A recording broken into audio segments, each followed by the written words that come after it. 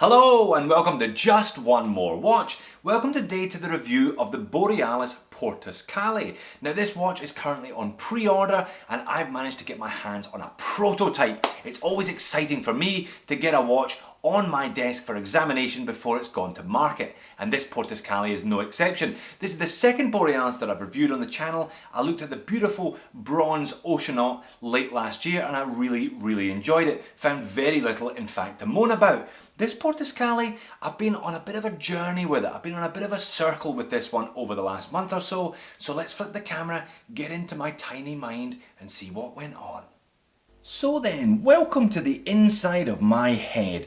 It can be quite a scary place in here, there's usually quite a lot going on, but I'll try and keep it fairly straight and narrow today. I'll try and keep it fairly subjective, my thoughts and opinions about this Borealis Portus Cale, and something of the journey that I've been on with this watch since I took it out the box about a month ago. So, second Borealis for me, I looked at the Oceanaut. I really enjoyed the Oceanaut.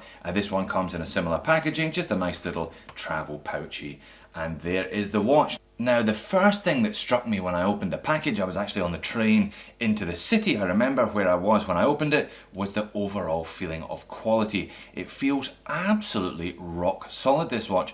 Now they're taking pre-orders, they're doing a kind of interesting way of selling this one at the moment. You put 160 US down, and when the watches are ready in July you put the other 160 US to finish your order and then take receipt of the watch. So $320 US for this one. And the quality for that price is frankly fantastic. I'm a sucker for a nice bracelet, and that is a nice bracelet. This is a prototype, so it's already had a bit of a kicking in the hands of another couple of reviewers, so do bear that in mind please. But the brushing on that is just beautiful, really nice. Solid little links, a little bit of curvature to them there, and we've got screw pins rather than push pins. Nice little screws there as well. Really good looking bracelet. Nice end link, nice bit of definition there, and it fits very well into the lugs as well. Very much struck by the quality of the bracelet on first impressions. It's a pretty solid buckle, by the way, a little bit scuffed in this particular one. 4 micro adjust holes, double lock safety clasp, and milled as you'd expect at this price point. Pretty decent, adds to the overall quality of the bracelet. Next thing I was struck with is the quality of the bezel action. Let's be honest, that's pretty much what we do when we get a watch. We unpack it and then we rotate the bezel and see how it goes, and this thing is rock solid. Again, really nice. Almost too stiff, one would say, if that's possible to have on a bezel. Now I thought it was a CNC machined aluminium, but apparently it is 316L stainless steel, but is PVD coated, and the colour of the bezel does depend on the colour of the dial that you've chosen. This dial is lovely as well. It's very simple, it's just a printed dial, printed indices, printed logo, but this is the fade, it's the blue fade here. So we start at blue and we kind of fade to black at the bottom. First time I've seen a fade dial, and it's very effective. Really enjoyed that dial also. So 41.5mm in diameter, this one then, 22mm lug width, tapering down to 20 at the clasp on that very pleasant bracelet. This one weighs in at 166 grams, size for my 7-inch wrist, so a solid amount of watch. That's kind of Submariner homage territory. The kind of bigger dive style watches all weigh in around that 160 odd grams. But it's only 12mm thick. Nice vertical brushing on the side of the case there. So when it's on the wrist, as you'll see later on, not a lot of thickness. 12mm thick is fantastic for a dive watch at 300 meters rating.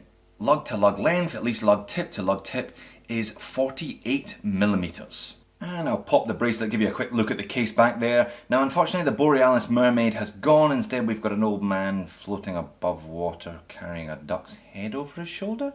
Anyway, not quite sure what's going on there, but never mind. A little bit of a laser etching, 300 meters, and the Miyota 9015. Definitely a bit of a star of this particular show. We've also got solid end links there, as you can see. Very nice indeed.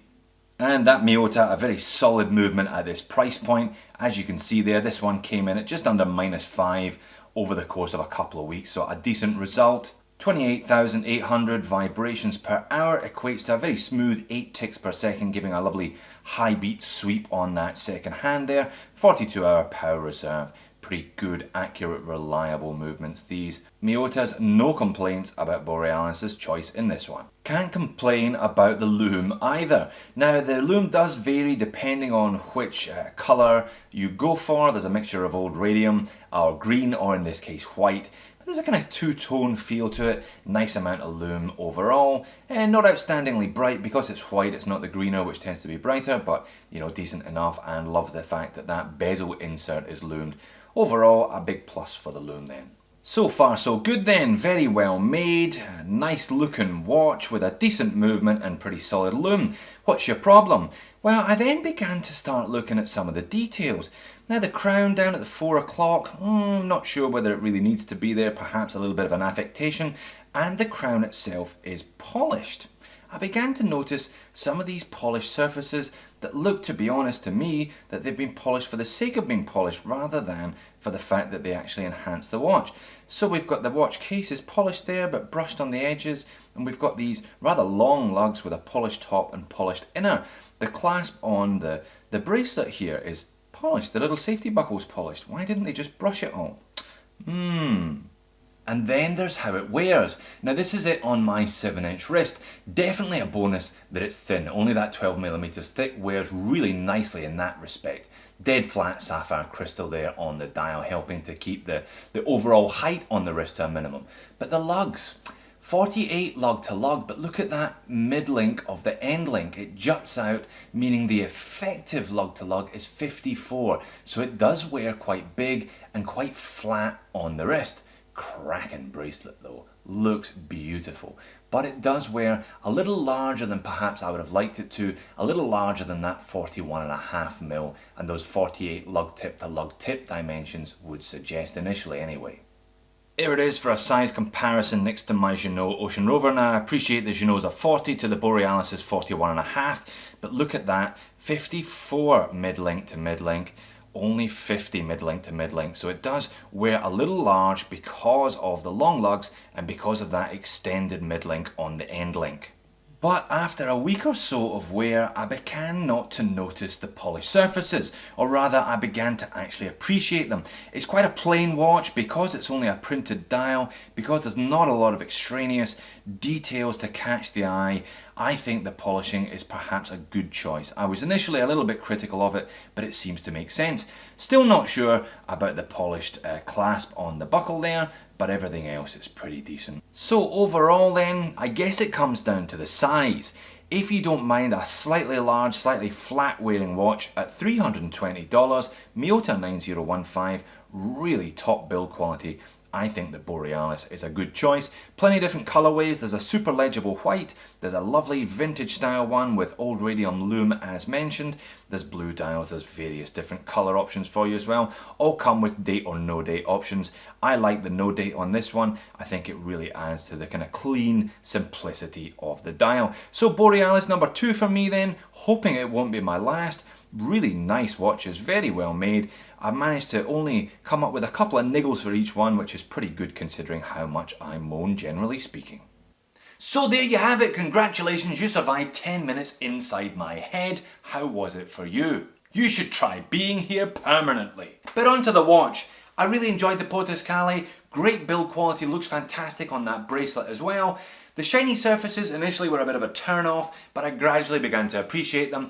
But it does wear big and flat, so check your dimensions, check some of your other watches. I think at $320, it's a good looking watch with a great set of specs though. Definitely put this one on your potential shopping list. Thanks for watching, see you in the next video.